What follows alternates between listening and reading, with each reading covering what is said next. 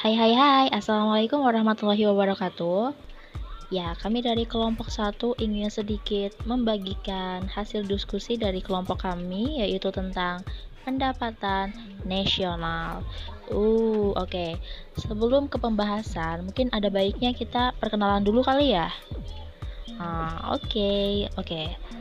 Sebelum itu perkenalkan, kami dari kelompok satu yang beranggotakan.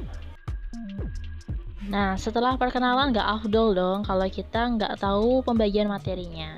Nah, ini ada pembagian materinya, sudah secara rinci sekali ya guys.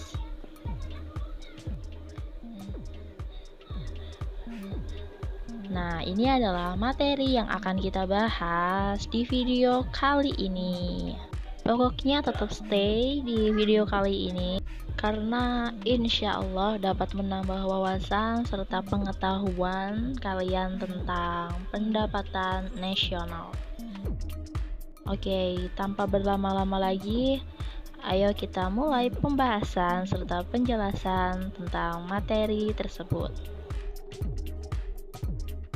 Pengertian pendapatan nasional. Pendapatan nasional disebut juga produk domestik bruto atau PDB. Dapat dihitung dari jumlah pendapatan yang diterima oleh seluruh rumah tangga keluarga atau RTK di suatu negara dari penyerahan dalam satu periode tertentu. Pendapatan nasional adalah ukuran dari nilai total barang dan jasa yang dihasilkan oleh suatu negara dalam kurun waktu 1 tahun yang dinyatakan dalam satuan uang. Pengertian pendapatan nasional dapat dilihat melalui 3 pendekatan. 1. Pendekatan produksi. Diartikan sebagai penjumlahan nilai tambah dari setiap barang dan jasa yang dihasilkan oleh suatu negara dalam periode tertentu. 2. Pendekatan pendapatan. Menghitung jumlah pendapatan yang diterima oleh pemilik faktor produksi yang digunakan untuk memproduksi barang dan jasa suatu negara dalam satu periode tertentu. 3. Pendekatan pengeluaran. Pendekatan ini menghitung pendapatan nasional dari jumlah pengeluaran seluruh pelaku ekonomi baik di dalam negeri maupun luar negeri selama satu periode tertentu. Manfaat pendapatan nasional. Mengetahui struktur perekonomian, mengetahui perkembangan perekonomian dari tahun ke tahun, mengetahui perekonomian antar daerah, membandingkan kemajuan ekonomi antar negara, menjadi sumber informasi bagi pemerintah. Arti penting pendapatan nasional. Pendapatan nasional dapat digunakan untuk mengetahui susunan perekonomian suatu negara, digunakan untuk memutuskan dan menyusun untuk dibuat kebijakan yang sekiranya dipandang perlu, digunakan untuk melihat dan membandingkan kegiatan perekonomian masyarakat dalam periode tertentu. Faktor-faktor yang mempengaruhi pendapatan nasional. 1. Permintaan dan penawaran agregat adalah suatu daftar keseluruhan barang dan jasa yang akan dibeli oleh sektor perekonomian pada berbagai tingkatan harga. 2. Konsumsi dan tabungan. Konsumsi adalah pengeluaran total untuk memperoleh barang dan jasa dalam suatu perekonomian dalam jangka 1 tahun. Sedangkan tabungan adalah bagian dari pendapatan yang tidak dikeluarkan untuk konsumsi. 3. Investasi. Semua pengeluaran yang digunakan untuk menciptakan modal baru. Tujuan dari investasi untuk mengganti modal yang sudah rusak dan menambah penyediaan modal yang baru. Yang keempat adalah konsep pendapatan nasional. Yang pertama adalah Gross Domestic Product atau GDP, merupakan jumlah produk berupa barang dan jasa yang dihasilkan oleh unit-unit produksi di dalam batas wilayah suatu negara selama 1 tahun. Yang digarisbawahi itu asalkan wilayah masih dalam wilayah suatu negara ya. Dan untuk menghitung rumus GDP yaitu GDP sama dengan pendapatan WNI di dalam negeri ditambah pendapatan WNA di dalam negeri ya guys. Yang kedua adalah Gross National Product atau GNP, merupakan nilai produk berupa barang dan jasa yang dihasilkan oleh penduduk suatu negara selama 1 tahun, termasuk yang dihasilkan oleh warga negara tersebut yang dihasilkan di luar negeri. Nah, perlu diingat juga ya guys, GNP menekankan pada aspek kewarganegaraan atau nationality. Dan rumus untuk menghitung GNP sendiri itu ada 3 ya guys. Nah, itu udah ada rumus-rumusnya. Tinggal menyesuaikan saja, oke? Nah, di sini udah aku kasih contoh.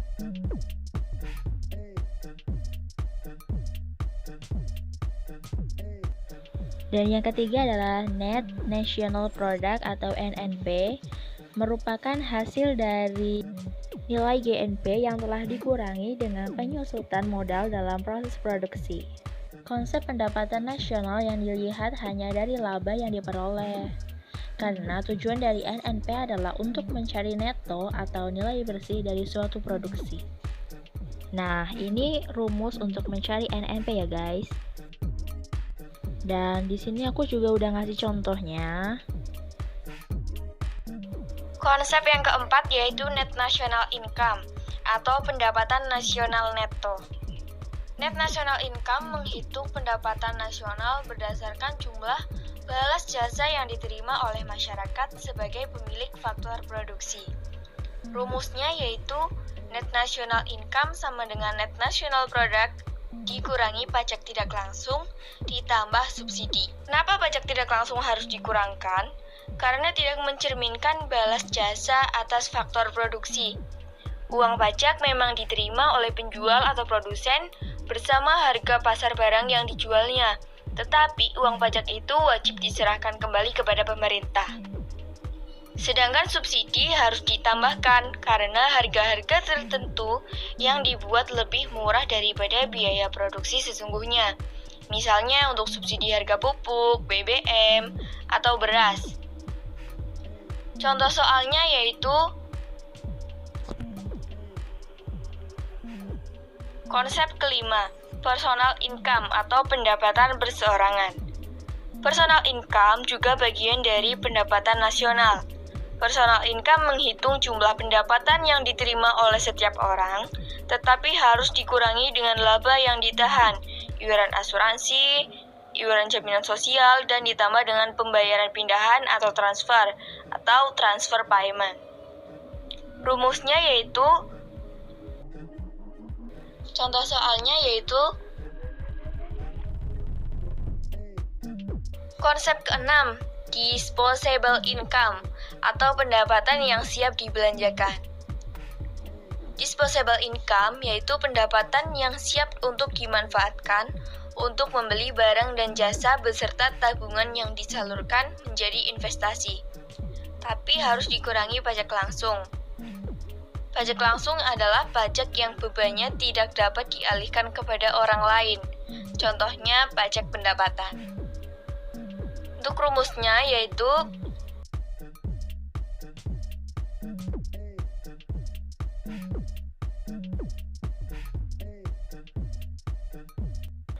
yang kelima yaitu metode perhitungan pendapatan nasional.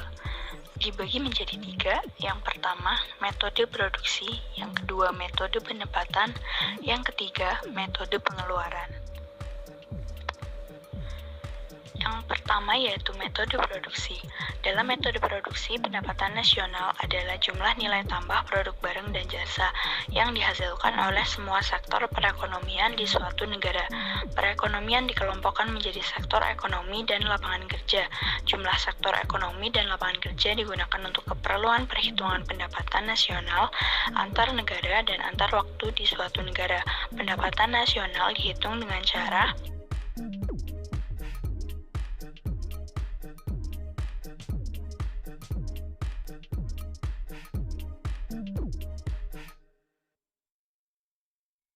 yang kedua, metode pendapatan.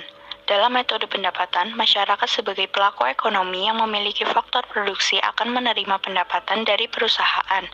Faktor produksi tersebut berupa sumber daya alam, sumber daya manusia, modal, dan tenaga ahli.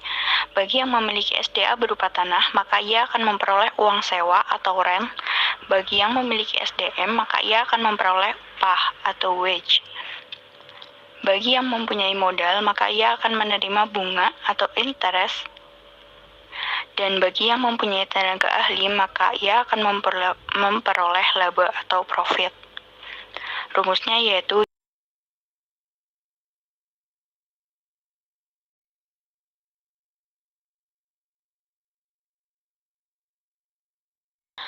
yang ketiga, metode pengeluaran.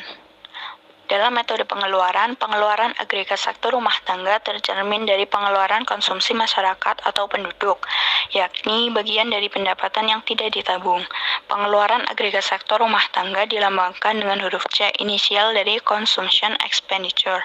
Pengeluaran agregat sektor bisnis diwakili oleh investasi yang dibelanjakan oleh perusahaan-perusahaan atau investment expenditure, dilambangkan dengan I. Pengeluaran agregat sektor pemerintah maksudnya ialah belanja rutin pemerintah atau government expenditure, dilambangkan dengan G. Dengan demikian, pendapatan nasional Y berdasarkan pendekatan pengeluaran dapat dirumuskan sebagai Y sama dengan C plus I plus G.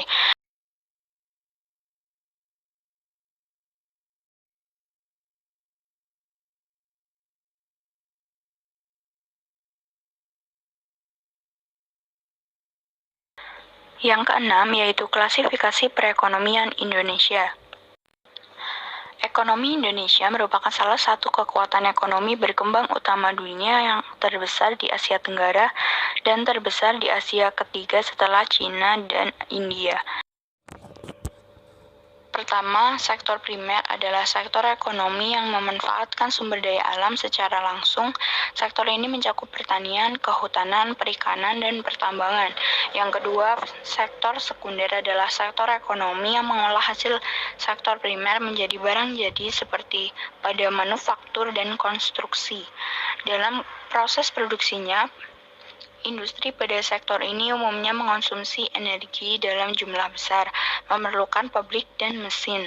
Industri pada sektor ini umumnya mengonsumsi energi dalam jumlah besar, memerlukan pabrik dan mesin, serta menghasilkan limbah. Yang ketiga, sektor tersier adalah sektor ekonomi tersier, juga dikenal sebagai sektor jasa atau industri jasa, adalah satu dari 3 sektor ekonomi. Yang lainnya adalah sektor sekunder atau manufaktur dan sektor primer atau pertambangan, pertanian, dan perikanan. Definisi umum sektor tersier adalah menghasilkan suatu jasa daripada produk akhir seperti sektor sekunder. Yap, sekian atas materi yang dapat kami sampaikan. Kurang lebihnya mohon maaf. Wassalamualaikum warahmatullahi wabarakatuh. Dan terima kasih udah mau nonton video ini. Yeay.